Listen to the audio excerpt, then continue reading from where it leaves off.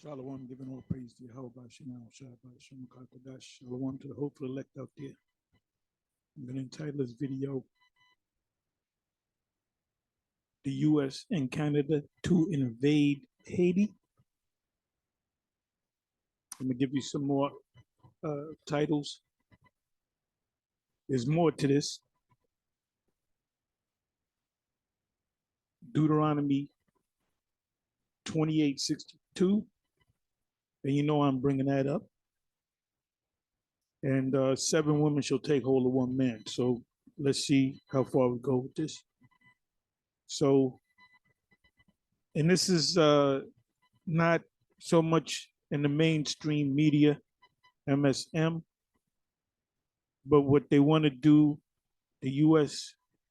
is kind of egging on Canada to actually send troops down there in Haiti because the leader needs help.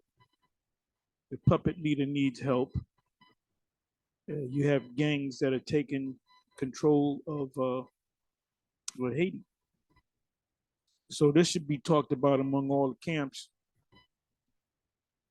And the IUIC should be down there in heavy force because they're back and forth down there.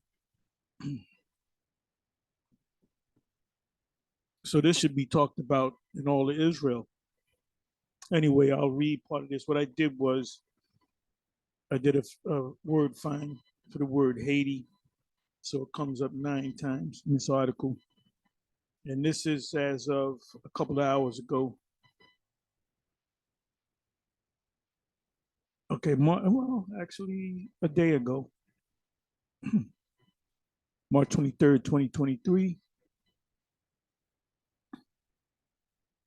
It says Haiti, China, and NORAD are on the agenda as Biden heads to Canada. Now, Biden is heading to Canada to really talk Trudeau into sending down troops to Haiti.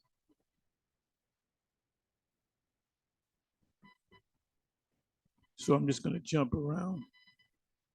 Plenty of issues divide the North American neighbors, which is the U.S. and Canada. The Biden administration wants Canada to spend more money to upgrade the NORAD early warning system, whose vulnerabilities were exposed when a Chinese spy balloon crossed into both countries this year. That was like not even a month, about a month ago. Not even. The U.S. would also like Canada to assume a leadership role in stabilizing Haiti. That's a nice way of saying invading Haiti, bringing troops down to Haiti, because the current leader of Haiti, what is his name? His last name is Henry. It says a cauldron of gang violence and political instability. Canadian Prime Minister Justin Trudeau wants help from the Biden administration in stanching the flow of migrants entering the country from the U.S. and claiming asylum.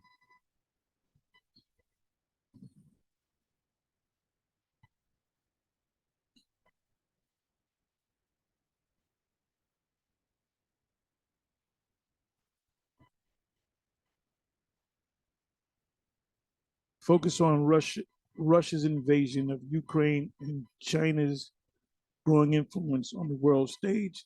The U.S. wants Canada to step in and help end a human catastrophe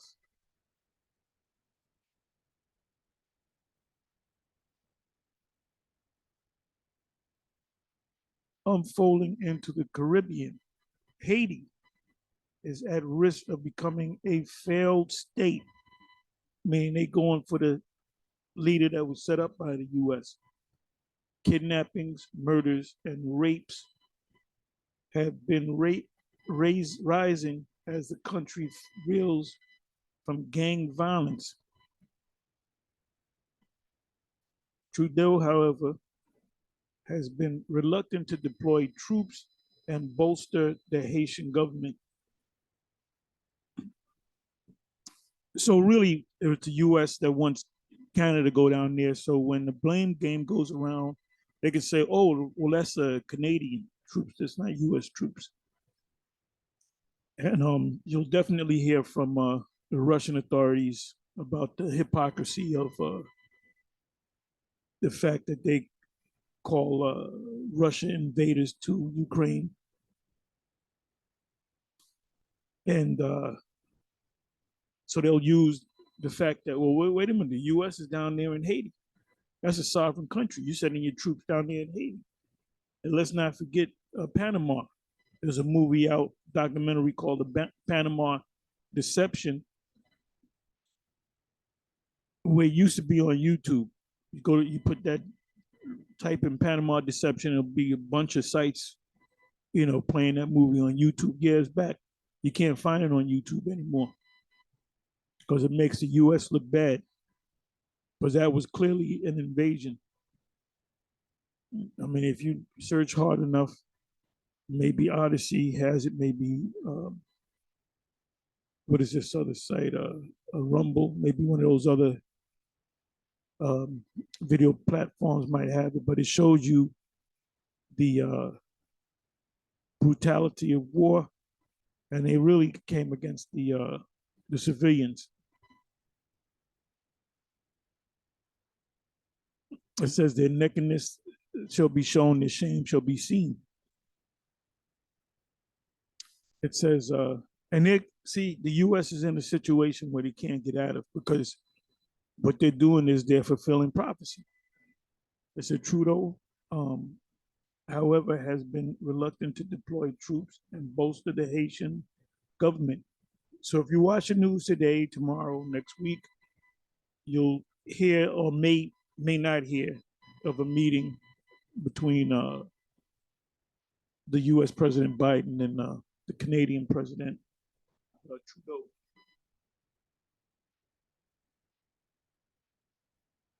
So watch out for it if they actually show it.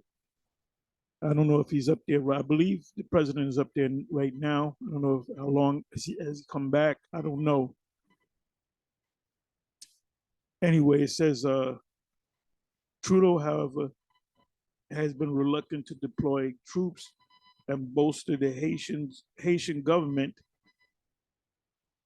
Canada is already elbows deep in trying to assist Haiti, because now they're going to allow refugees from Haiti to come to the. There's a deal with the U.S. and Canada that they're going to let us so many thousand Haitian refugees, come up to Canada, and it is a big community of Haitians, Levites, up there in Canada. He said there's a big community of Jake, Levi. You got Ephraim up there. You got Gad up there. They were there first. You got Simeon, Ephraim. You got a lot of these tribes there.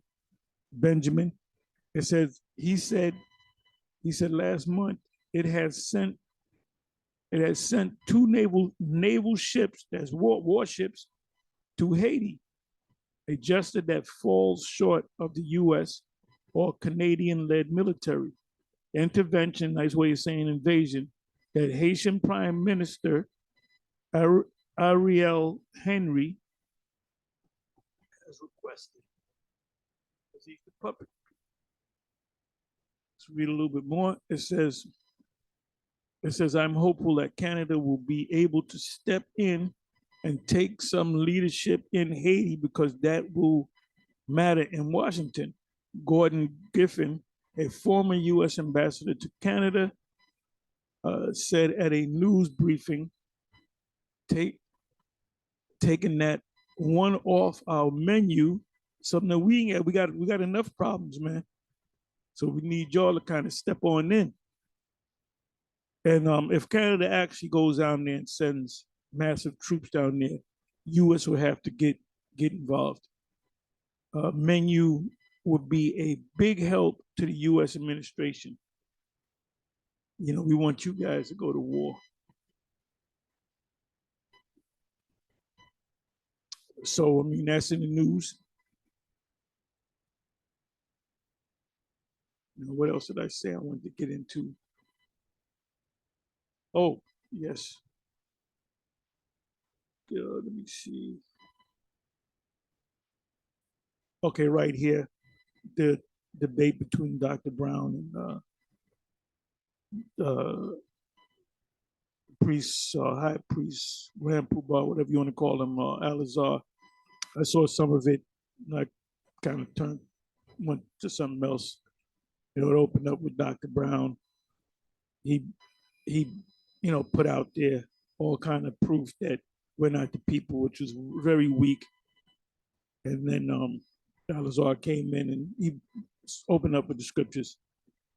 So to me, it was a waste of time. That's why we don't debate. Most of these debates are a waste of time. It goes nowhere. The people that believed in what Alizar was teaching is not going to say, "Oh, you know what? Dr. Brown is right. Let me go with him." The people that were following the Christian community, they were not going to go follow him. So nothing has changed. If there was 1,000 people on one side and 1,000 people on the other side, none of them changed sides. It says, so this is um, a response to the debate. Like I said, I couldn't really get into it. It says Dr. Brown completely misconstrued Deuteronomy 28:62 in his argument against the Israelites. Yeah, it was weak. It was very weak. Anyway, I mean, you can watch it. Was it almost 3 hours long? And we're clearly the Israelites. So it says, first proof, the chart contradicts Deuteronomy 28:62. So what I did was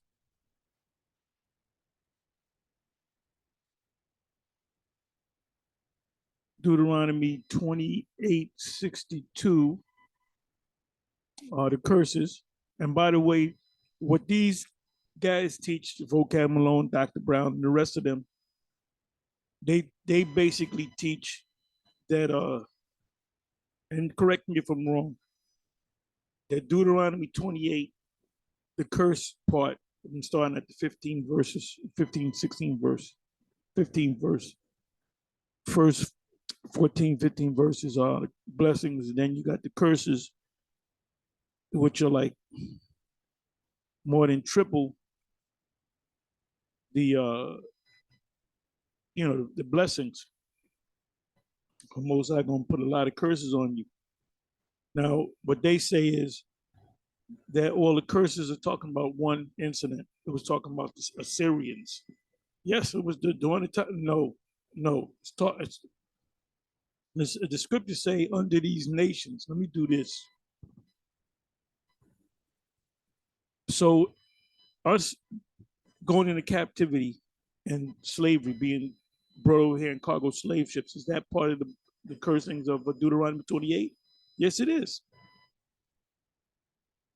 And what's the fulfillment of that? One of them is Deuteronomy 28:48. They shall put a yoke of iron upon thy neck. All I got to do is put yoke of iron or yoke of iron on the neck. You know what's going to come up? So-called black slaves with yokes of iron on their neck.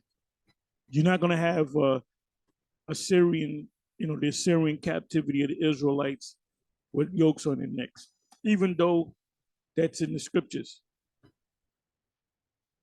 Because it said, when you read the account of the Assyrians, it says, I'm not going to go to it. It says that we put yokes of wood on their necks and they broke them. So we put yokes of iron on their necks. So the yokes of iron on your neck, definitely. And if you go to Google, like I said, you put in yoke of iron or even yoke of iron upon. You don't even have to put a yoke of iron on the neck. I think you can all you got to do is put yoke of iron, and go to images, and what'll pop up is how people so-called black people during the time of slavery, where they had yokes of iron upon their neck. So that's a fulfillment of Deuteronomy 28 and 48. Now it says, let me do this. Um, Go to Word, find nations.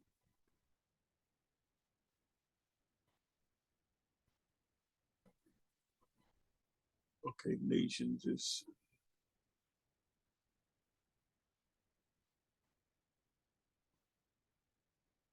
okay. Let me go to this one. Uh, I'm sorry. I want to go to the cursings. It says Deuteronomy 28:37, and thou shalt become an astonishment, a proverb, and a byword among all nations, whither Yahweh shall lead thee. So it's not talking about, so when you jump up and say, the Christian community says, oh, the fulfillment of Deuteronomy 28, the curses, that's talking about Assyria. It's not talking about any, it's not talking about the Romans, it's not talking about the Babylonians, it's not talking about the Moabites, it's not definitely not talking about America. It says the nations with an S. It says, and thou shalt become an astonishment, a proverb, and a byword. They're going to talk shit about you among all nations, whither Yahweh shall lead thee. You know, you have videos up of so-called Black Americans and, Israelites going to Japan and how they catch hell over there.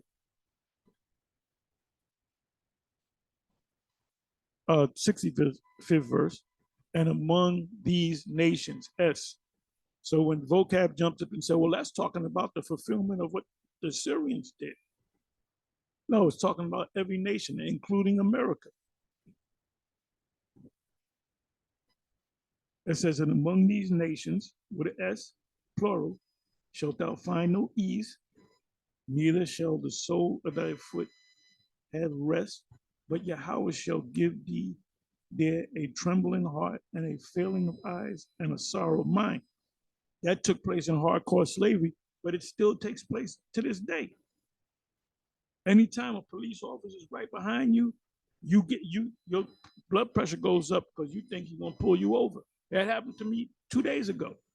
There's a cop following me. Now you turn and he turns, but then what happened was he turned again. So I said, okay, boom, I was at ease. My pressure went back down.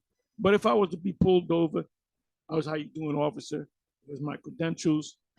He would have said, well, this is a good nigga. I like this nigga. He called me an officer. And you know what? I'm not going to give this nigga a ticket, but I'm going to check him to see if his license and everything is all right. And he says, okay, you worked, everything came up. You're good. You're legit. You kind of, went through the stop sign, but you rolled through it. You should have came to a complete stop, but that's all right. You have a good day. And that's what happens to me most of the time. When the officer comes up, I'm, how you doing, officer? And what I try to do is have the credentials there. I have the credentials in my hand, insurance, registrations, driver's license. I'll have it there, and I'll adjust it to give it to him, and I'll say, "How you doing, officer? How's your day?" You can't. Hey, that's basically Jacob kissing Esau in the neck, and they're cool with you, man. I had one Edomite officer pull me over, and he said, "Well, look, I got to give you this ticket because it's this is like a trap, and my superior is up there, so I got to get you on record. So I got to give you a ticket. I have no choice, but I'm gonna tell you how to beat it. You just do this, that, and the third, and they're gonna throw the ticket out. Trust me." And then he said, "You won't go to court for a year, but when you do go to court, while they blew this, that, and the third, they're gonna throw it out." I did what he said. They threw the shit out.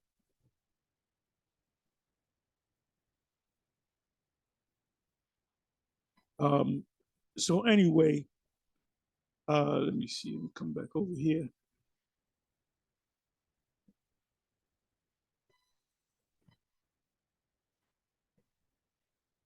Okay, so let's actually go to the six. Did I read it already? Let me see. 62.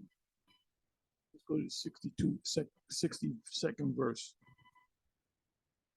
So now when you Christians go into this, you have to, like, for example, let's come down here. Let's come down here. Even the commentary tells you that.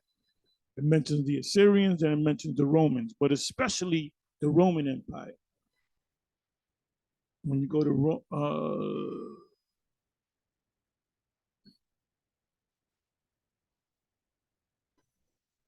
really, you got to start at the 47, 48 verse. I'll start at the 49 verse. Matter of fact, I'll start at the 48 verse. Uh, and the Romans never put us in, shackled us up. What they did was they made Palestine a province of the Roman Empire and they taxed us. They didn't traditionally put you into slavery and had you working in fields.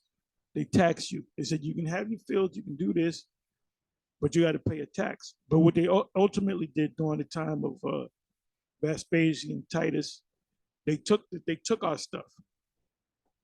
They went out to kill us, and that was all over raising taxes. They kept raising taxes. It said, "Therefore shalt thou serve thine enemies," enemies with an S, meaning of the various nations, whether the Lord have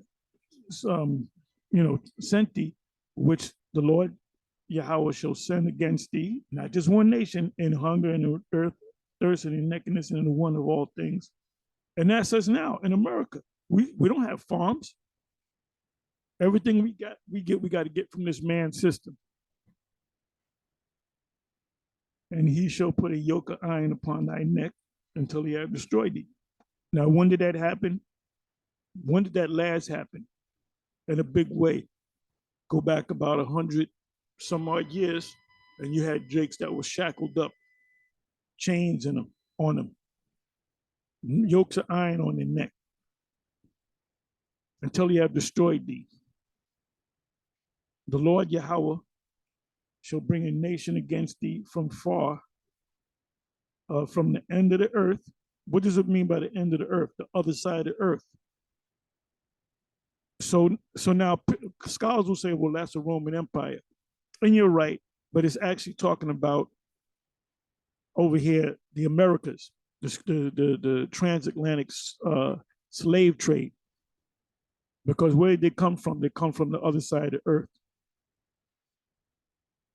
You had, they came out of Great Britain, Spain, Europe, Western Europe.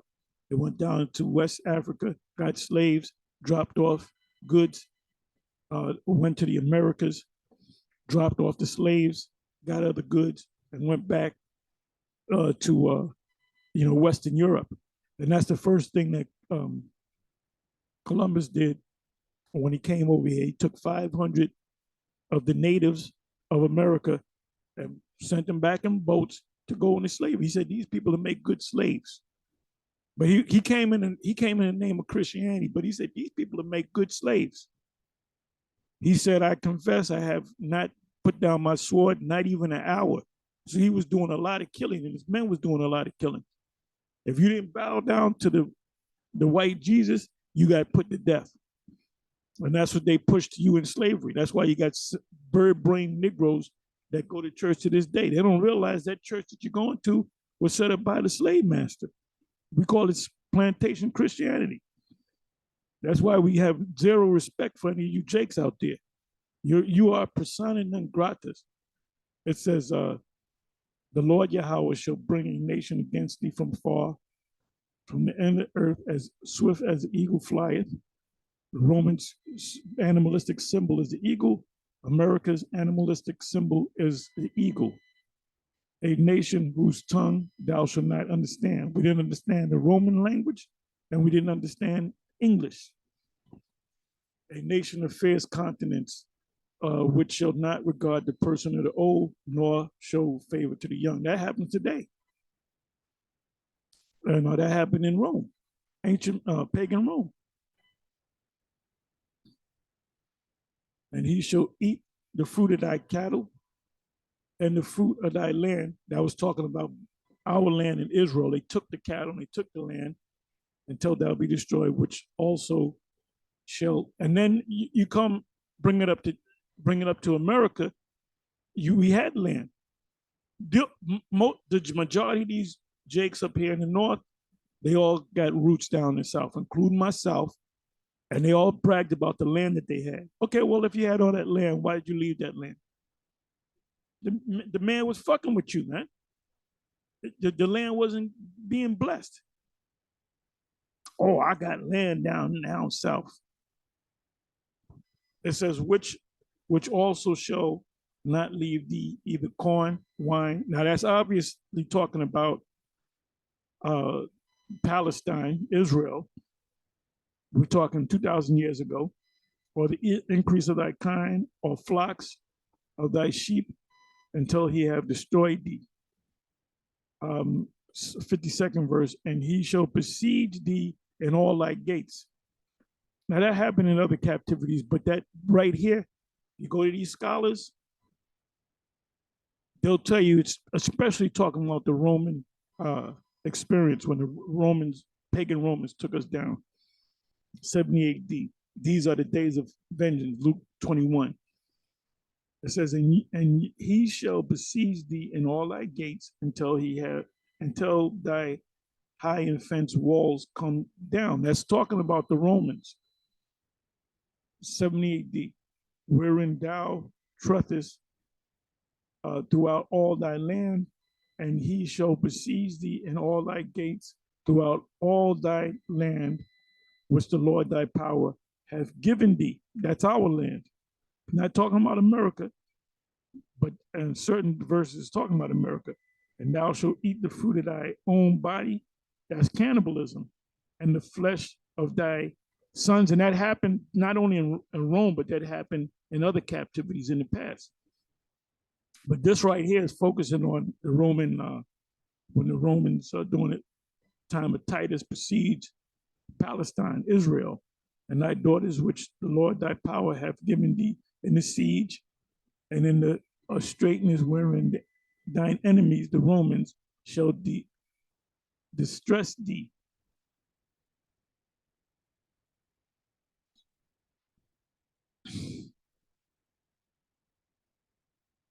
So now let's come over here to the 62nd verse. And ye shall be left few in number, whereas that means you're scattered. That means you're scattered. Ultimately, the sons of Israel will be as the sand of the sea and the stars of heaven that cannot be measured or numbered. And we're not all together because you got Brazilians that think they're different from Negroes in America. You got West Indians that think they're different from the Negroes in America. The West Indians think they're different from the Haitians. The Jakes think they're different from the Puerto Ricans, Dominicans. So we're not together as a nation. We don't know, except for us, we don't know that who's the most high open our eyes. Jake out there don't know that they're part of, that's one nation. The Dominicans are part of your nation. North American Indians are part of your nation. Seminoles are part of your nation. Puerto Ricans are part of your nation. It says in Jeremiah, either 50 or 55, that Judah and Israel shall be oppressed together.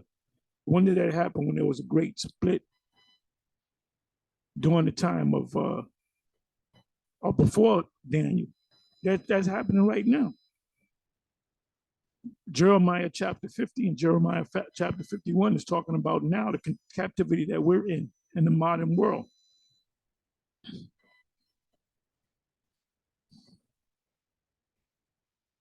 So now what I'm going to do is this. I'm going to go to the commentators, right? It says,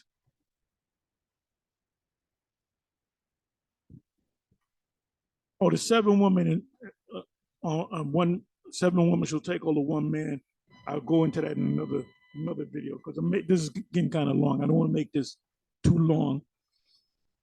It says, this is from a commentary. Deuteronomy 28, verse 62. This is Bond's notes on the Bible. It says, fifth series of judgment, the uprooting of Israel from the promised land and its dispersion among other nations. That's what made us small among the nations. When you have low numbers, that's when another nation that has more numbers attack you. In the military, the scriptures in the Matthews, it says, count the cost, whether you need 5,000 men or 10,000 men or 100,000 men. I'm merely paraphrasing. You can go to it. So we know Russia's going to take over Ukraine. Russia then took over Ukraine. It's a matter of time before they fully took it over. Why? Because of the manpower and because of the weaponry. This is why the U.S. and other NATO nations are donating billions of dollars and weapons to the people of Ukraine, or the government of Ukraine, because they're losing the war. Had none of the NATO nations got involved, they would have been took over the people of Ukraine. So it's a matter of numbers. That's why we were taken down. We were taken down because we were scattered. But Dominicans say, well, I ain't going to fight for Jake. That's not my people. Puerto Rican, I'm not going to fight for North American Indian. That's not my people. Hey, how many Jakes in the U.S. is going to go down to help the people in Haiti with this situation? Because there's going to be a major invasion. How much they're going to put in the news, we don't know. So we're definitely living in a time of war, not peace. And things are going to escalate. Nation shall rise up against nation and kingdom against kingdom. So let me read this again. Barnes' notes on the Bible, fifth series of judgments, the uprooting of Israel from the promised land and its dispersion among other nations. Examine the marginal references. Okay, this is Deuteronomy 28 and 58. In this book, i.e. in the book of the law, or the Pentateuch, which is the Torah, in so far as it contains commands of the Most High to Yasha'Allah, Deuteronomy is included but not exclusively intended. So Deuteronomy 28 and 61 compare Deuteronomy 27 and 3 and Deuteronomy 31 and 9, which I'm not going to go into. So this is Jameson Fawcett Brown Bible commentary.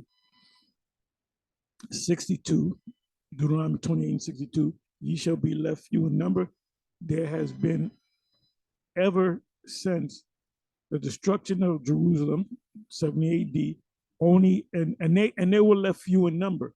And this one right here, Gills is going to give you some numbers, man. The Romans killed, according to Gills' exposition, they killed millions of us. It says, 62nd verse again, we're in Jameson. Ye shall be left few in number. There has been ever since the destruction of Jerusalem only an inconsiderable remnant of Jews or Israelites, Judah, Benjamin, Levi, existing in that land, aliens in the land of their fathers, and of all classes of the inhabitants, they are the most degraded and miserable beings, dependent for their support to contributions from other lands. Few in number. Now the numbers are coming back together pursuant to Ezekiel 37, an exceeding great army. So let me read this and I'm gonna get ready to close. Gill's expedition to the entire Bible. And ye shall be left few in number. There were but very few left in the land of Yahweh, or Judea, by Nebuchadnezzar's general when Jerusalem was taken by him. With war, it's a numbers game. It's a weapons game. Rome took more land than any other nation or empire previous to the Roman rulership. Why? It tells you in Daniel 7 and Daniel 2. It speaks about this beast having iron teeth. The iron teeth represent what they use to make swords and spears and shields. They use iron. They use a lot of iron because they were making a lot of weapons.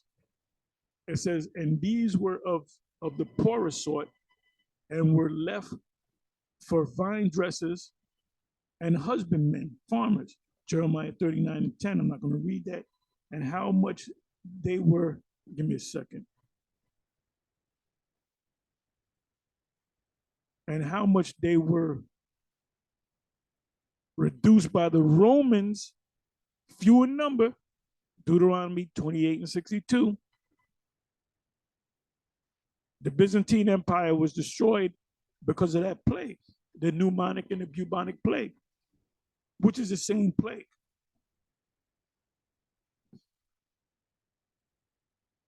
It says,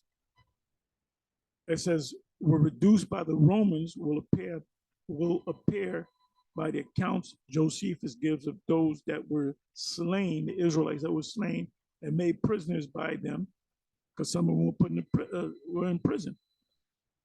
He says there were 1,100,000 slain at the siege of Jerusalem. That was during the time period 70 AD, the Great Siege, found in Luke 19, Luke 21, and by the war, and 97,000 made prisoners, and it is computed that 1.2 million plus were destroyed in Jerusalem. This is what the Romans did in other parts of the nations. And it is also said, and the Romans weren't attacking so-called white people, small hats. They were attacking black people. By their historian, which is Josephus, that of those that were transported from Jerusalem and other parts of Palestine into Spain, scarce a thousand part remain, and that an infinite number was slain. That's why we became small numbers in France and in Germany. You go back deep enough into the history. You had Jake all up in Spain, all up in France, all up in Germany, all up in Russia, the Russian icons. We were all up because we had to flee out of, there was millions of us that fled out of Jerusalem. So we went up north because you had Israelites up there. Why do you think Paul made his missionary journeys? Because he was talking to Israelites up there. He wasn't talking to so-called white people.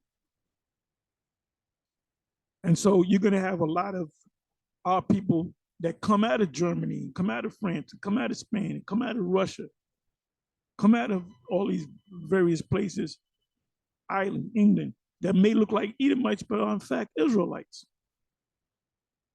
And a lot of people that came out of Spain, a lot of people of Spain are Israelites, and not no Edomites. Remember what the Moors did. So you can't judge a book by its cover. You can't look at a guy, he looks like an Edomite, therefore he's an Edomite. No, he could be an Israelite. Scripture said, try the spirit. It says, and though their number equaled those that came out of Egypt, because that was a large number, you have scholars that argue whether it was so many millions or so many hundreds of thousands. It says, yet scarce 5,000 of them were left. Few in number. That's what it means, Dr. Brown. Whereas ye were as the stars of heaven for multitude in the beginning, and as it is sometimes said, as the sand of the sea, as was promised to Abraham, Genesis 15, verse 5. And that's, by the way, Genesis 15 and 5 was a vision of Egypt, not America. You got these Israelite groups saying, oh, well, that's talking about America. It's not talking about America. It says, and was fulfilled in the days of Solomon. 1 Kings 4, verse 2. Somebody can read that. Matter of fact, let me do this.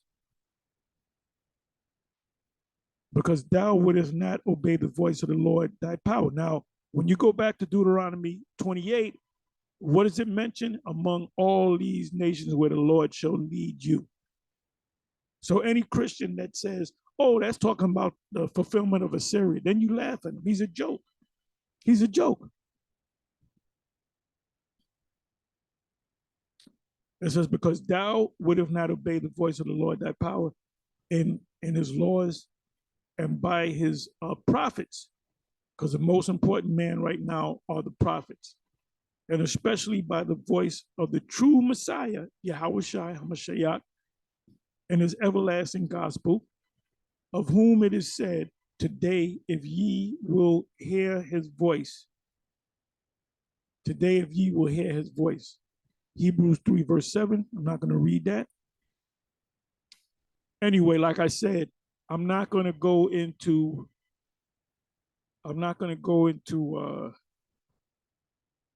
a 7 women shall take hold of one man. I'll do that, most high willing. Yahweh by Shem Shai Ratazah, my next video. With that, I'm going to say Shalom.